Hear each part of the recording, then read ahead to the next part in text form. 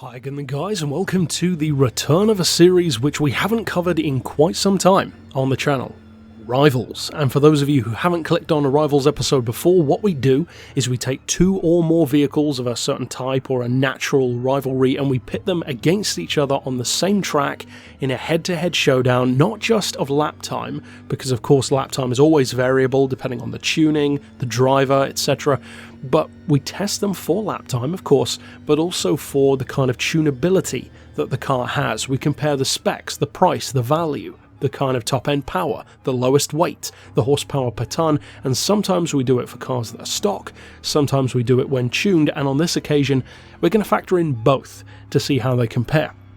Now, the two cars in question are, of course, the two new natural rivals, thanks to the arrival of the Toyota TRD Tundra in GT Sport in 1.40, going up against the existing Raptor, the Ford F-150.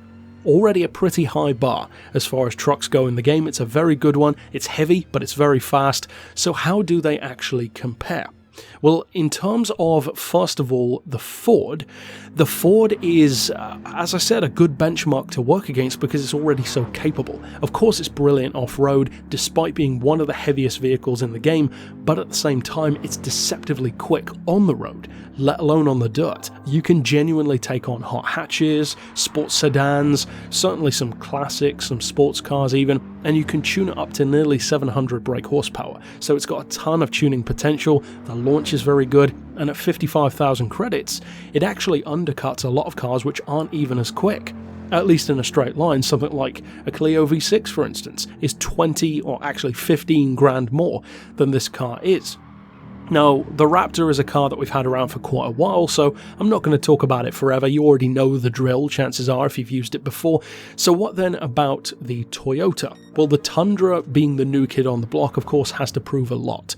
But as I talked about in my rally tune for it, as I talked about in my review for it, it certainly has done so. It's more than capable enough to be a fantastic rival for the Raptor. Now, in terms of the specs and how they compare, of course we'll do the full breakdown in just a second, but for the lap and for how the car feels, they are totally different. Now, the Tundra is lighter, around 200 kilos or close to it. It feels like a lot less. It feels like way less. And when you tune them, of course, the difference is still there. But the Tundra feels faster too. It feels faster through corners and it feels more responsive than the Raptor does. Now, the Raptor has a very, I would say, like Bentley Continental kind of approach to its handling, where it feels big and heavy and powerful, but not necessarily cumbersome. It can move and change direction very competently, it just feels heavy while doing so. Whereas the Tundra feels much more like the Tacoma did in Gran Turismo 6. It's this lower down, significantly lighter feeling, more sporty approach to a truck in a certain sense. It feels like more of a sport truck than like a heavy-duty off-road truck. And that is, in effect, similar to not just the Tacoma, but even stuff like the Chevy Silverado in Gran Turismo's past as well, which was one of the most powerful trucks and SUV class vehicles in the game, 950 horsepower, and it was a pure sport truck. Lower down, lower weight, not by much, but lower, and rear-wheel drive. This one, of course, did not have rear-wheel drive, but it still feels kind of like it does. Sometimes you can certainly drift it very easily, and I love the way the Tundra handles. So, in terms of lap, how do they compare? Well, you saw, first of all, the Raptor's lap, which was a 351.707. Then, with the Tundra, I did a 351.970. So despite the fact that the Tundra feels faster, it was slower by about 0.2, in fact almost 0.3 of a second. That's a pretty big difference, or at least for trucks that are seemingly so well matched.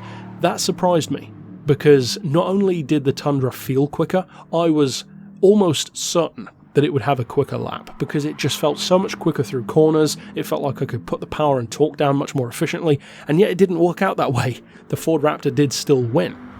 And it wasn't like I was pushing either of them further than the other, that's just the way it fell. And I'm sure, of course, that those results could fall differently for different people. So what then about the spec?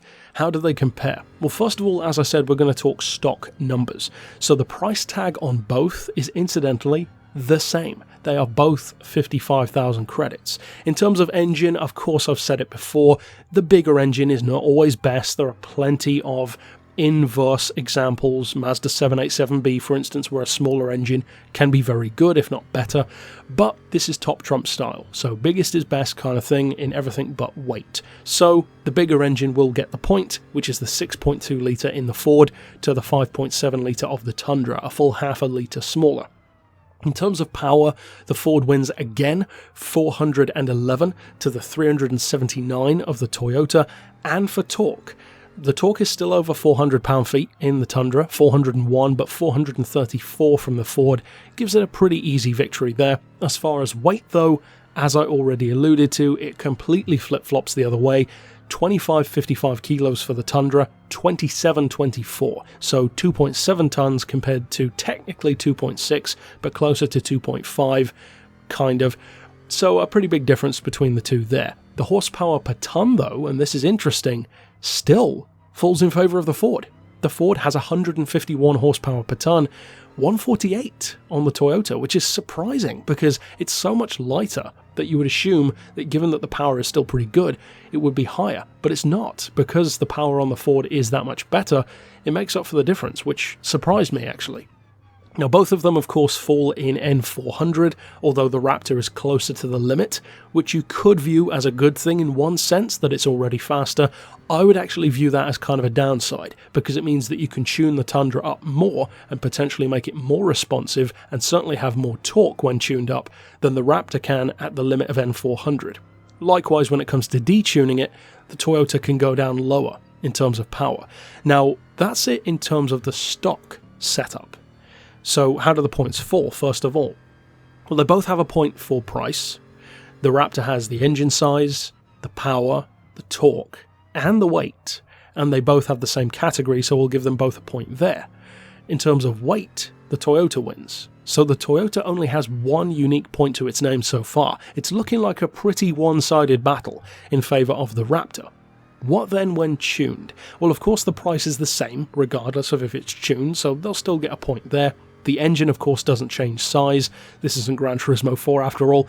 In terms of power, though, this is where it gets interesting, because it switches. The Ford is more powerful in its stock form, but when tuned, the Toyota is superior.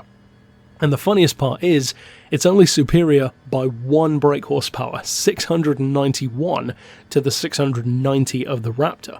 Here's a curious thing as well. So is the torque. And I'm starting to think that this is not a coincidence, because look at the difference in torque. 728 pound-feet on the Ford, 729 on the Toyota. Really? Really, Polyphony?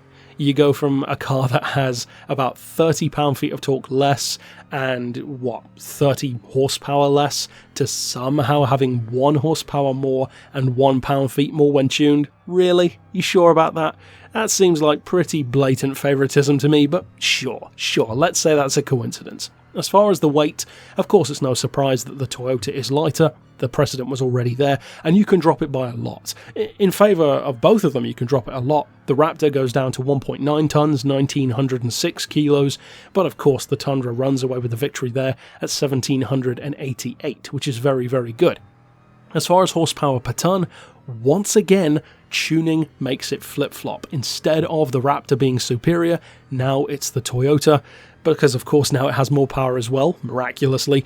386 horsepower per ton to the 362 in the Raptor, and interestingly, both of them have the same stock class, as we said, but also the same fully tuned class of N700. So overall, very interesting to see how the cars literally do a complete 180 on each other when stock versus when tuned. In stock form, the Raptor has almost every advantage apart from weight. In tuned form, the Tundra has literally every advantage. It has more power, more torque, less weight, higher horsepower per ton, and it's still the same price. So it completely reverses when you tune them up, at least tuning them to their limits.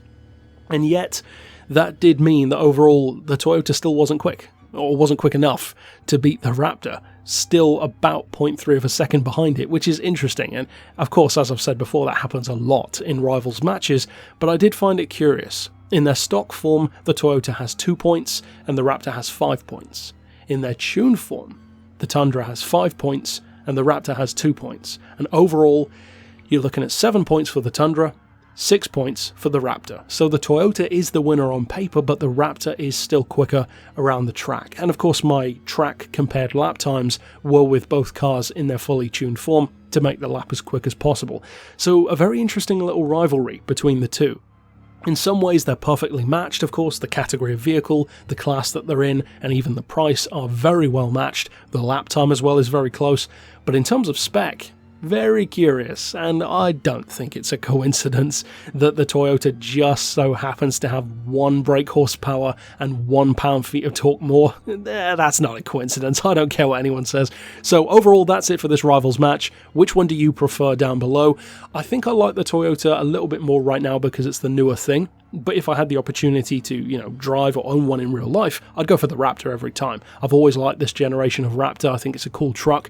And yeah, I like its style. So overall, that's it for my thoughts, and that's it for this Rivals match. So I'll see you guys next time, and for now, as always, thanks for watching.